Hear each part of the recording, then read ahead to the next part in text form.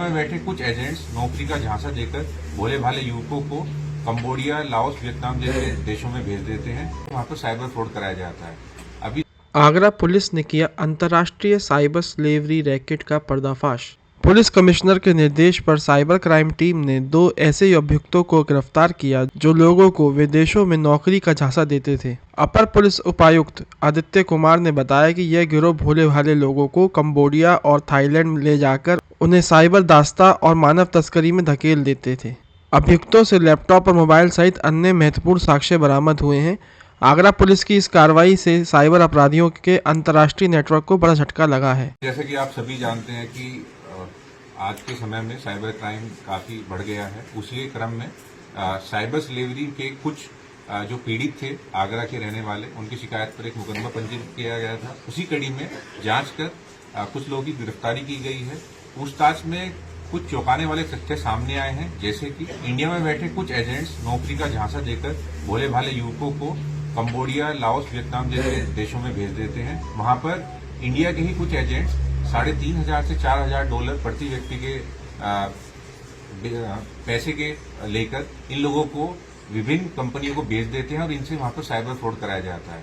अभी 2 व्यक्तियों को गिरफ्तार किया गया है, जिन लोगों ने इस पूरी प्रोसेस को बताया है, कैसे इंडिया में भी ये 3.5-4 लाख रुपए लेकर लोगों को बाहर भेजते हैं और वहां पहुंचने पर एजेंट भी पैसे लेकर कंपनी को बेच देते हैं, जहां पर इनसे धोखाधड़ी, साइबर अपराध भारत में बैठे लोगों के साथ किया जाता है। सर, गृह मंत्रालय को भी एक मेल आया था जिसमें रेस्क्यू भी इनको किया गया है, वो क्या पूरा मामला है? देखिए, जो साइबर स्लेवरी के विक्टिम हमारे आगरा के जिनकी शिकायत पर मुकदमा पंजीकृत किया गया है, उनके ही जो पूछताछ में कुछ तथ्य सामने आए थे, जैसे कि उन लोगों से जब जबरदस्ती ये सब कराया गया तो उनके द्वारा विदेश मंत्रालय को मेल किया गया और एम्बेसी ने मदद कर उन लोगों को वहां से रेस्क्यू कर वापस इंडिया भेजा था। तो उनके द्वारा वो मेल भी उपलब्ध कराए गए हैं और यही जानकारी गृह मंत्रालय से हेडक्वार्टर होते हम लोग को उपलब्ध कराई गई थी कि कुछ युवक अभी विदेश से भारत आए हैं और उसी क्रम में, पूछताछ के क्रम में इस पूरे गैंग का पर्दाफाश किया है। कितने लोगों को बेचने की कुछ बताइए, लोगों ने कितना अब तक बाहर बेच चुके हैं?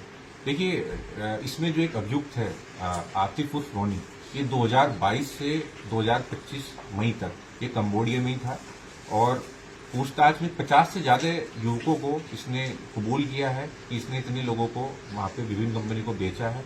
आतिफ जैसे और भी कई सारे एजेंट हैं जो कि वहां रहकर लोगों को नौकरी के नाम पर बेचते थे। तो ये संख्या सैकड़ों में हो सकती है, बाकी आगे भी इसमें कार्रवाई। ये जो 50 से ज्यादा है, ये सब यूपी के हैं सर? नहीं, ये अलग अलग राज्यों के हैं।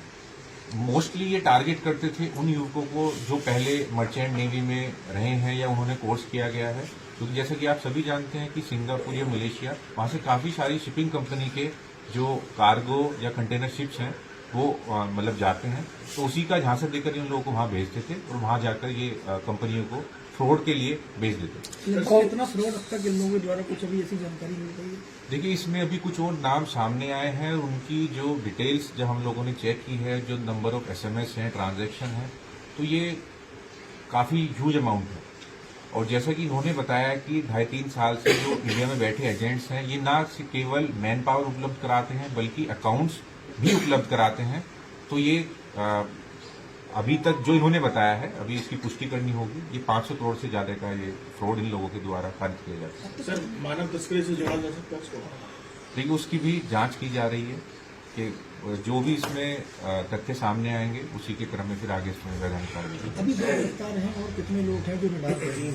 देखिए, 2 व्यक्ति गिरफ्तार हो चुके हैं, तीसरा अन्य व्यक्ति है जो कि महाराष्ट्र के रत्नागिरी से अरेस्ट किया गया है। माननीय न्यायालय से ट्रांजिट रिमांड लेकर उसे भी लाया जा रहा है। इसके अलावा 3-4 व्यक्तियों के और नाम सामने आए हैं जो कि इंडिया में रहकर या फिर विदेश में रहकर इन लोगों के साथ में ये सब कार्य कारित कराते हैं। उन लोगों को भी जल्दी गिरफ्तार किया जाएगा, उस पर भी टीमें काम कर रही है। सर, इतना बड़ा जो रैकेट चल रहा है, ये बिना किसी सरकारी तंत्र की मिली भगत से तो नहीं हो सकता? कुछ सामने आया है? देखिए, अभी ऐसा कुछ सामने नहीं आया है। सभी पहलुओं पर जांच की जा रही है और जो भी बिंदु सामने आएगा उस पर वैधानिक कार्रवाई। ये आउट ऑफ इंडिया सर, कौन कौन से देश इसमें मुख्यतः इसके पॉइंट रहे हैं? देखिए, पूछताछ में जो हमारे विक्टिम्स थे उनकी पूछताछ में जो अभियुक्त पकड़े गए हैं, मेनली ये लाओस, कंबोडिया और वियतनाम, उनके कुछ जगह हैं, रिमोट लोकेशंस हैं जहां पे इनके द्वारा बताया गया है इन्हें ले जाया जाता है और इनसे ये साइबर अपराध कारित कराया जाता है। सर पूर्व में भी जो लोग पकड़े गए हैं साइबर, उनका भी कहीं ना कहीं कंबोडिया और इन लोगों की जगह से कनेक्शन मिला था, तो क्या ये उसी गैंग के साथ मिलकर ये काम करते थे? देखिए, जैसा कि पूछताछ में जितना पता चला है कि जो ये अपराध कारित कर रहे हैं बैठे विदेश में ही हैं।